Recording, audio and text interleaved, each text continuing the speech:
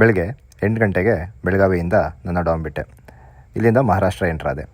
First ಹೋಗಿದ್ದು ಕವಲೆಸಾದ್ view point ಅಂತ. ಇದು ಅಂಬೋಲಿ ಘಾಟಲ್ಲೇ ಇದೆ. ಇವತ್ತಿನ ಪ್ಲ್ಯಾನು ಮಾಲ್ವಾನ್ ಅನ್ನೋ ಜಾಗನ ರೀಚ್ ಆಗಬೇಕು ವಯಾ ಅಂಬೋಲಿ ಘಾಟ್. ನೆಕ್ಸ್ಟ್ ಹೋಗಿದ್ದು ಮಹಾದೇವ್ಗಢ್ ಅಂತ. ಇದು ಕೂಡ ಅಂಬೋಲಿ ಘಾಟ್ಗೆ ಹತ್ರನೇ ಇದೆ. ಇಲ್ಲೂ ಒಳ್ಳೆ ವ್ಯೂ ಇತ್ತು.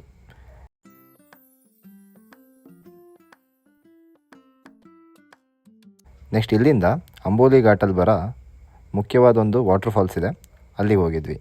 ಇಲ್ಲೇನೆಂದರೆ ಮಳೆಗಾಲದಲ್ಲಿ ಮೆಟ್ಲಲ್ಲೂ ತುಂಬ ರಭಸವಾಗಿ ನೀರು ಹರಿಯುತ್ತೆ. ನೆಕ್ಸ್ಟ್ ಇಲ್ಲಿಂದ ಅಂಬೋಲಿ ಘಾಟ್ ಇಳಿದು ಮಾಲ್ವಾನ್ ಕಡೆ ಹೊರಟೆ.